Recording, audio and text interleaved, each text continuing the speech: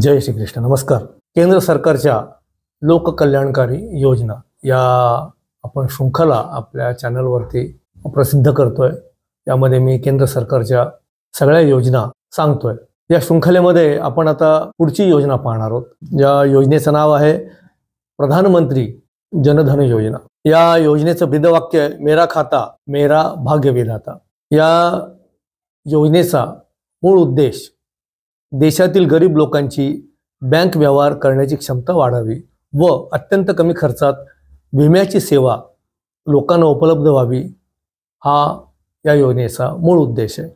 Bank सेवा व कर्ज पुरवठ्याची सेवा. खातेदाराला डेबिट कार्डद्वारे 1,00,000 रुपयांचा अपघाती विमा उपलब्ध करून दिला जातो. या योजनेअंतर्गत प्रधानमंत्री जनधन योजना या योजनेअंतर्गत 1,00,000 रुपयाचा अपघाती विमा उपलब्ध करून दिला जातोय. बँकेचं हे खाते शून्य शिल्लकी म्हणजे झिरो बॅलन्स असं हे अकाउंट आहे. खातेदाराला 5,000 रुपयाचा अधिकर्ष म्हणजे ओव्हरड्राफ्ट म्हणजे तुम्हाला 5,000 रुपयाचं त्या तुमच्या अकाउंटमधनं छोटंसं कर्ज, ओव्हरड्राफ्ट म्हणजे तुम्ही ते कर्ज म्हणून घेऊ शकता आणि तुम्हाला ते पुन्हा बँकेला परत करावं लागतं. ही सवलत मिळते.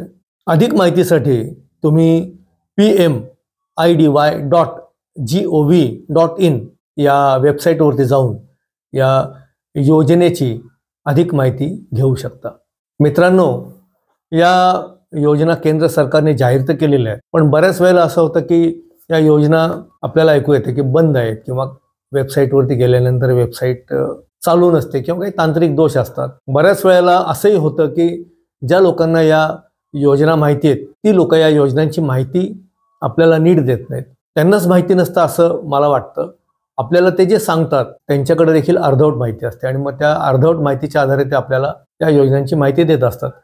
सगळ्यात महत्त्वाचा मुद्दा असा आहे की सरकारने जर काही योजना तयार केल्या असतील, त्या आपल्यासाठी जर तयार केलेल्या असतील तर ही आपली जबाबदारी आहे. आपण त्या योजनांची माहिती घेतली पाहिजे आणि आपल्याला कोणत्या योजनेचा लाभ घ्यायचा आहे त्या योजना या आपण व्यवस्थित माहिती करून घेऊन त्या योजनांचे लाभ आपण घेतलेच पाहिजेत. कारण ह्या योजना जर आपण लाभ नाही घेतले तर ह्या योजना तशाच पडून राहतात आणि मग त्याचे जे काही पैसे असतात, त्याचे जे काही फंड्स सरकारने उपलब्ध करून दिलेले असतात तर ते वळवले जातात, ते त्या लोकांपर्यंत पोहोचत नाहीत.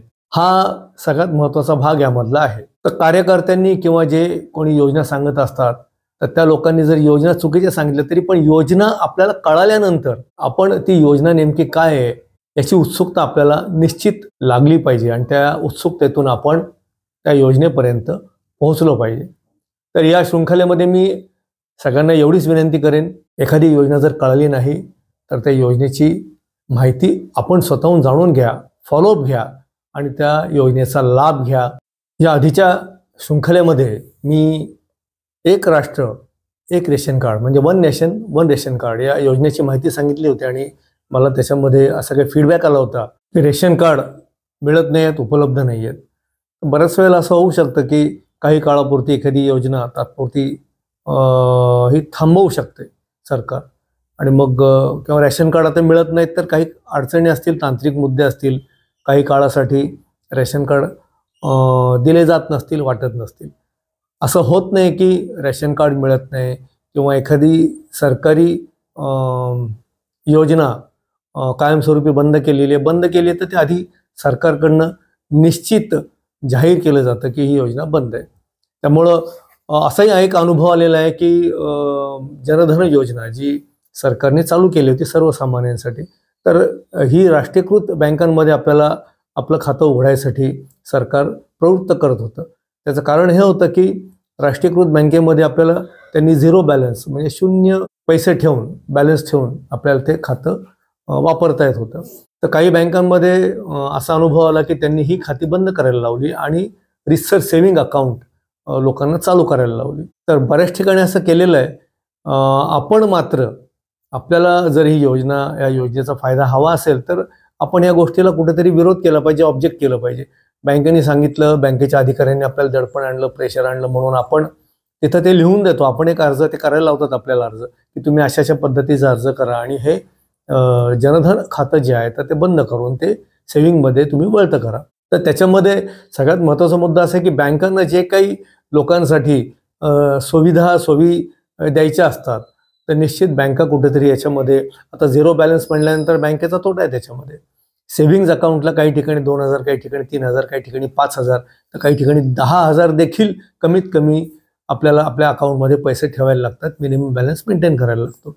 तर ह्या सगळ्या गोष्टींचा आपण विचार केला पाहिजे की या योजनेचा लाभ आपल्याला जर घ्यायचा असेल तर आपण कुठेतरी ॲग्रेसिव्ह असायला पाहिजे आपल्या अधिकारांच्या बाबतीमध्ये. तर मी या बाबतीमध्ये तुम्हाला अशीच विनंती करेन की जर अशी एखादी गोष्ट तुम्हाला दिसून आली तर निश्चित त्याचा विरोध करा आणि ते प्रसार माध्यमांवरती टाकत जा की मला ह्या बँकेकडनं अशा पद्धतीची वागणूक मिळाली, इथे असं झालेलं आहे आणि मला हे असं करायला लावलेलं आहे. त्याच्यामुळं कसं होतं, आपला जो काही संदेश आहे तर तो योग्य व्यक्तींपर्यंत जातो समाज माध्यमांमधनं आपण व्यक्त केल्यानंतर, आणि आपल्याला योग्य ती वागणूक त्या ठिकाणी मिळून जाते. बऱ्याच लोकांना जमत नाही, करायचा प्रयत्न करायला हरकत नाही. तर या गोष्टीचा आपण जास्तीत जास्त विचार करून या योजनांचा लाभ घेतला पाहिजे असं मला वाटतं. धन्यवाद. जय श्रीकृष्ण.